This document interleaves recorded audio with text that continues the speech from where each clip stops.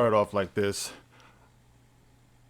I was a union rep on my job years back, and I am proud to say that I helped to save quite a few jobs, and a good amount of those were black jobs, which is the reason why I didn't have a problem with it when Donald Trump talked about black jobs and everybody got all up in arms. What does he mean, black job, black job? It's funny because you know what a black job is when you're black and you don't have one. And I helped a lot of people in that way. But I mentioned this because one of the things that I had to go through when I was a union representative were the black people on my job. Not all of them, obviously, but too many of them would come to me with this attitude like I joined the union and I was a sellout. I heard everything. You know, you're a sellout, you're a token. The only reason why they picked you is because they needed a black face and all of this stuff. You know, that's the reason why it doesn't shock me when I get that pushback here on YouTube. You know, when I sit on a white panel or something like that, or a panel that is predominantly white, inevitably in the comment section, they will zero in on me talking about, yeah, he's a token. They only picked him because, you know, they needed a black face. They needed someone to tap dance for them. It's like, why does it seem like every time you put yourself in a position where you can communicate, when you can influence, it'll be your own people that will slap you down and tell you that you don't have a mind of your own. You know what I mean? So it was nothing new for me, in other words, when I had to go through this. But one of the things that I used to try to really impress upon the union members, because they would always bash the union. You know, the union ain't this, the union ain't that. You know, I hate the union. And I would always try to make them understand, you know, that you are the union, right?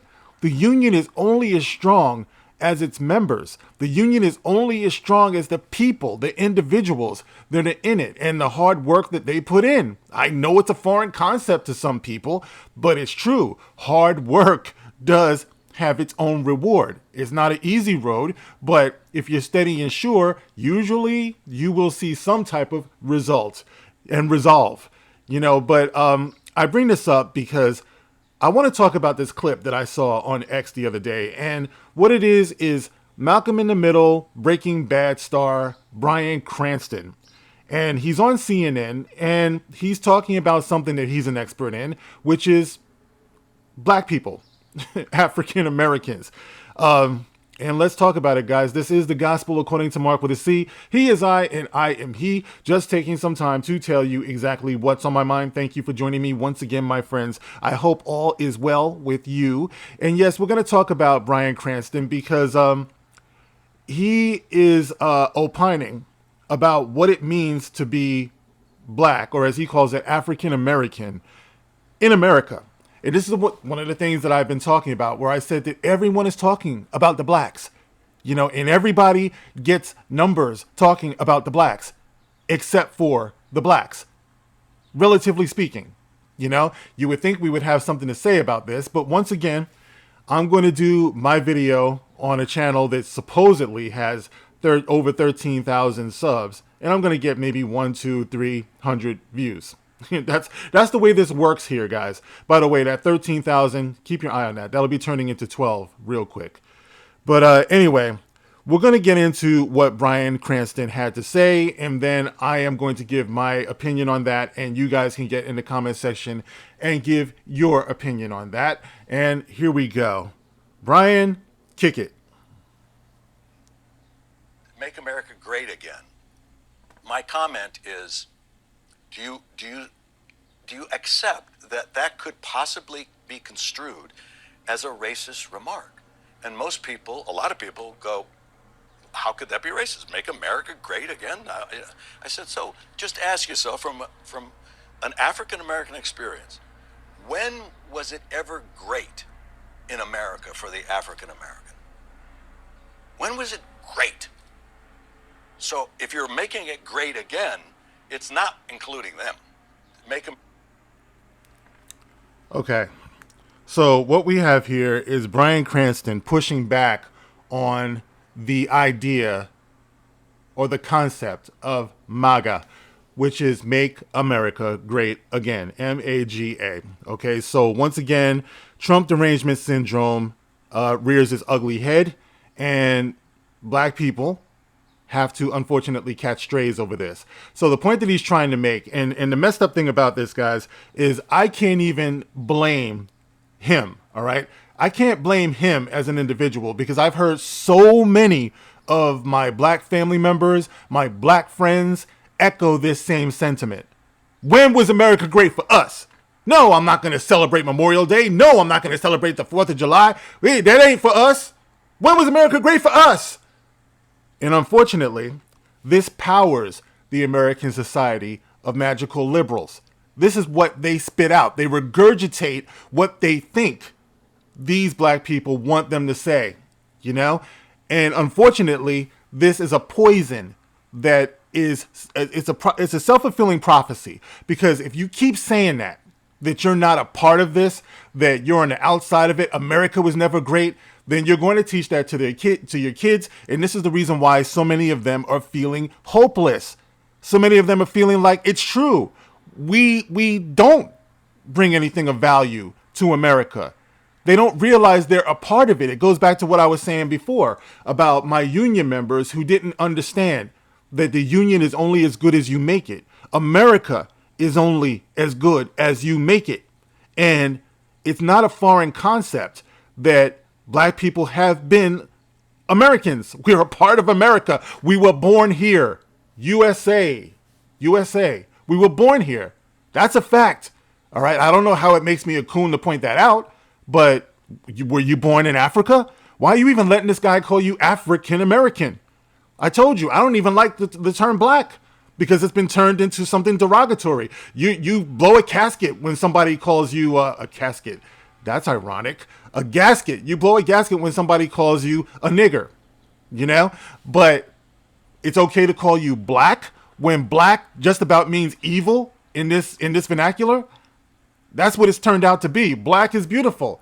Okay. But I grew up with people calling me shit brown, you know, darky, my own people, you know? So forgive me if I kind of push back on that. It's time to see ourselves as the human beings, the beautiful, dark-skinned human beings that God created. There's nothing wrong with that. But, you know, like I said, I know the way the world sees me, so I'm not going to like push back too much on that. Okay, we want to be black, we're black. But the point is that we have paid into this idea that America was never great for us, which pretty much shits on our forefathers, our ancestors. I was on X and I talked about my grandfather. That's the first thing I thought about. My grandfather who fought in World War II, got wounded in World War II.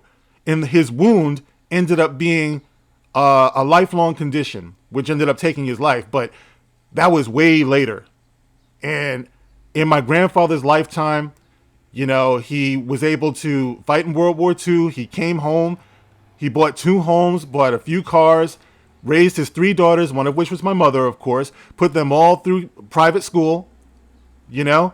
Did I say he owned 2 homes? I think I did. But anyway, at the end of his life, at 89 years old, a few years ago, actually more than a few now, but he wrote out his feelings on his life. And I remember the last line, I will never forget it. With all the things he had been through, coming up through the South, fighting in the war, whatever,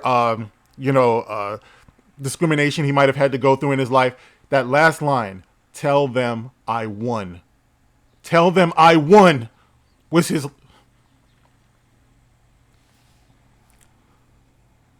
They were his last written words. Okay? I really respect this man and I miss him. I miss his guidance. I'm named for him, by the way. Okay? And he would always, every July 4th, every Memorial Day, every Veterans Day, he would hang the flag out in front of his house. I still see it very clearly. When was America easy? Never. But when was America great? It was great. Every time I think about what he's been through, it was pretty great when I was born. Whenever I get up in the middle of the night to take a leak and I happen to glance out the window and there's no burning cross because we fought through those hard days, through those terrible days. Okay? No one is saying that America isn't without its its blemishes, its disgusting points in history that go beyond race, mind you. There are plenty of people in here in America who have had to go through so many things, but America endures. That's what makes it great. The fact that I can sit here and say the things that I'm saying and no one is going to kick down my door, at least not yet, and take away my microphone. You know what I mean? This is what we fight for. This is what we don't want. All right. And not realizing that we've had that, not realizing that America has been great is what's going to get us in trouble because we don't see anything worth fighting for.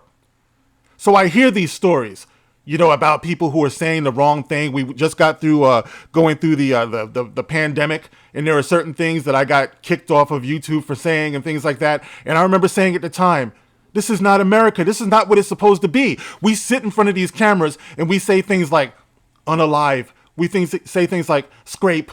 We say, we say things like the N-word, like literally the N-word.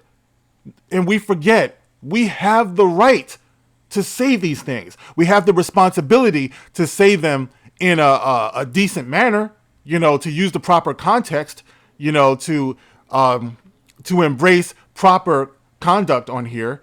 All right.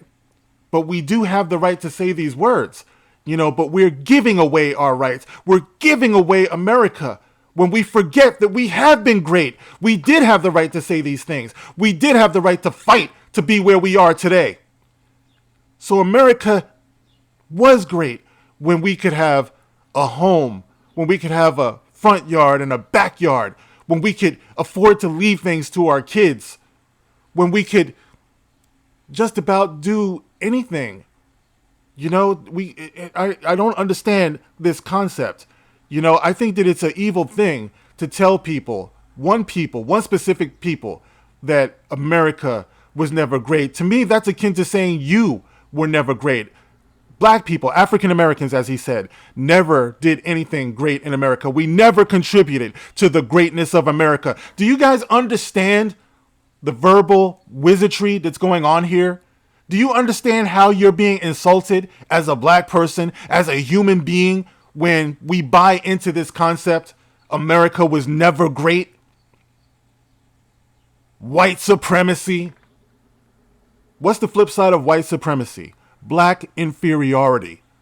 Do you understand what they're doing to your mentality? You have to reject people like Bryan Cranston, people like your relatives who you hear saying this, because it's doing a number on not just you, but it's doing a number on your kids. Like I said before, it's not that hard to tell. Look at what our kids are looking like out here. Too many of them. There are a lot of them who are actually doing something. They're achieving a lot. I'm not here to say that that's not true. I'm here to say that that is true. They're achieving a lot because America has been great. America does offer these opportunities. They call it the land of opportunity. It's up to you to seize that opportunity. It's up to you to tell your children that they can seize that opportunity because they can make America great, because they are great. And you get out what you put in. That's the way this thing works. If you put in nothing, if you put in bullshit, that's what you're going to get. You're going to get not great, but you have to expect that greatness. So yes, I reject what Bryan Cranston has to say. I reject what the American Society of Magical Liberals has to say, because all they're there to do is crush us. They're there to crush our soul. America is great because we're great. That's like saying your family is not great. Your family's not great. What do you mean my family's not great? Of course my family is great because I'm great. What do you mean black people are not great? They have to be because I am. Do you understand the way this works? If you feel like you ain't shit, then you're going to feel like black people ain't shit. If you feel like black people ain't shit, you're going to feel like you ain't shit. You have to hold yourself to a higher standard. That's the way it works. But anyway, guys, I wanted to share that with you because these things, man, they just sprinkle down, they just sprinkle it on us and move along and hope that the poison takes root. And we've had enough of that. America can be great. Our music can be great. Our children can be great because we are great. or we're not. It's your choice. All right, guys. Now you can get in the comment section and let me know how you feel about this. As always, you can like, you can share, you can subscribe. If you want to contribute to the channel, as always, there is a super thanks feature in each and every one of my videos. Thank you guys for listening. I'll catch you on the next one. This is The Gospel According to Mark with a C. Rock on.